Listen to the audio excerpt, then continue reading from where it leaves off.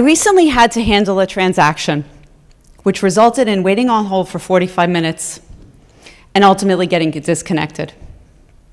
Since this was after the time that the office had closed, I then had to begin all over again the next day and follow up with an email, a notarized letter, and snail mail.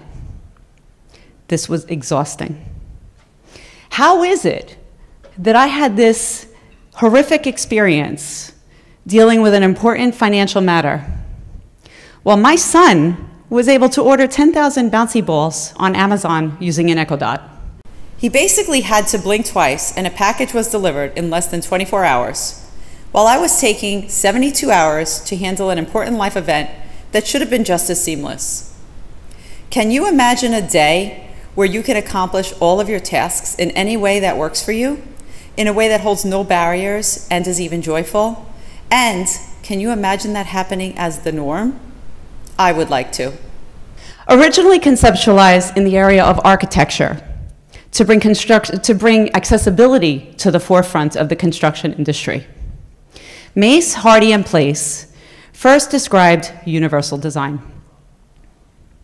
Universal design is defined as giving all users equal opportunity for access, representation, and action and engagement.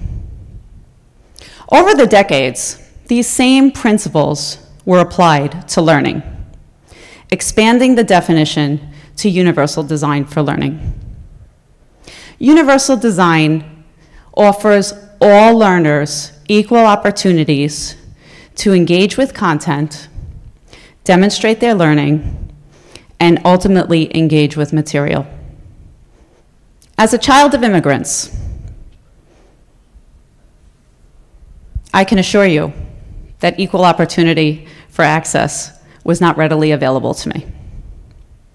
When I was going through school, the underlying message was that I needed to do what had to be done no matter what. And I did, no matter what. I became a compulsive achiever, overachiever. I still am. Fast forward, many years later, I was teaching my first college-level course.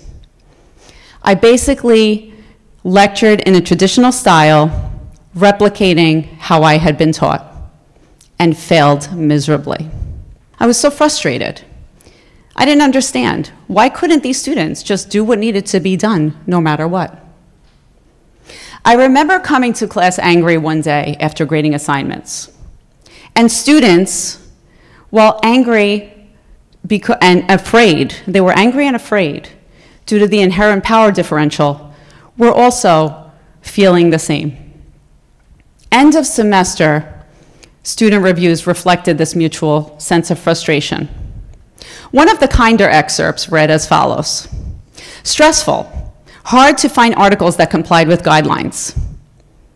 Felt kind of lost because I had never done a lesson plan before. You see, no one succeeds when the bar is set high with barriers along the way. My reflection, this was not working. And this is not how we as humans maximize learning. So I embarked upon a pedagogical quest, seeking guidance and mentors in the areas of critical thinking, universal design, and active learning. This quest did not come without pushback.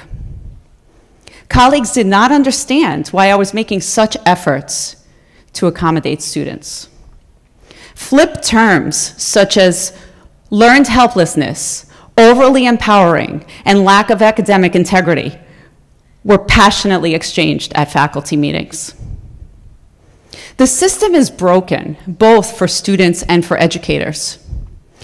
Or perhaps the system has simply not been created yet to empower students and educators using multiple means of representation, action and expression, and engagement. I am not alone in this journey to reach all students in any way possible. The National Center for Universal Design in 2014 formally stated that these principles guide educators to allow all learners an opportunity to gain access to material. State education departments are now making explicit statements about accessibility of content by way of universal design.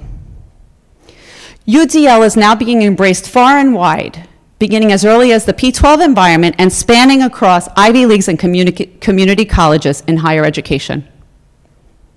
But it's more than that. I have learned that increasing access and removing barriers has many more implications than simply acing a test. It shows cultural responsiveness. It shows respect. It shows empathy. It shows character. And these acts of human kindness are also reciprocated by students toward their teachers. God knows there have been many times when I needed grace from students. The outcome is so much more than the sum of its parts. So as I embarked upon my journey and I modified my content to all students in any way possible, suddenly, they were so much more insightful. In 2018, the Center for Applied Special Technology formally stated that using the principles of universal design will cultivate expert learners who are purposeful and motivated, resourceful and knowledgeable, and strategic and goal-oriented. And I saw this transformation before my very own eyes. And then another life event happened. I became a mother. As life is filled with many twists and turns, my journey as a parent of a vibrant boy with ADHD has been eye-opening.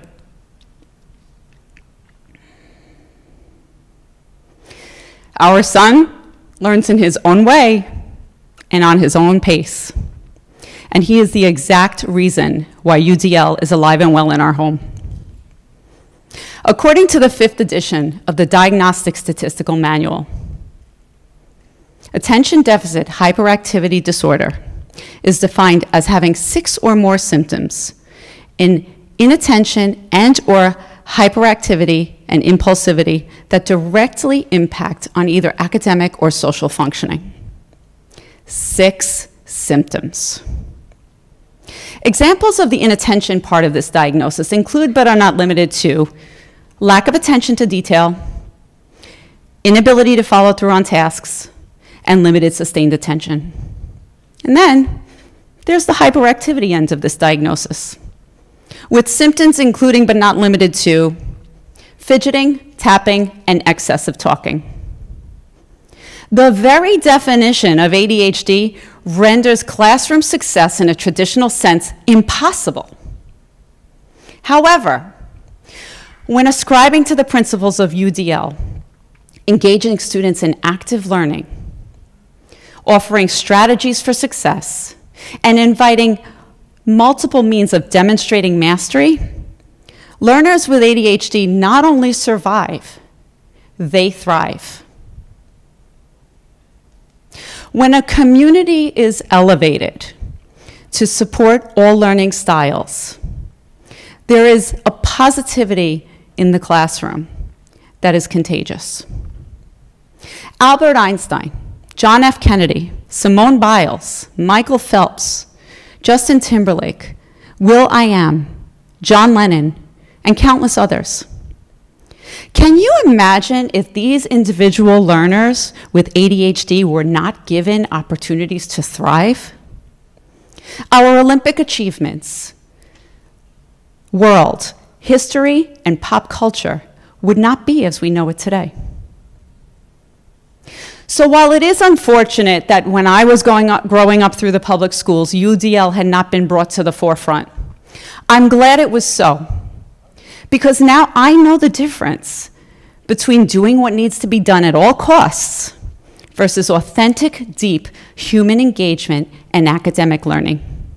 And my personal mission is to ensure the same for others and to engage in emotionally loaded and difficult financial transactions in any way that works for me. As our son says, I do not do well with limits.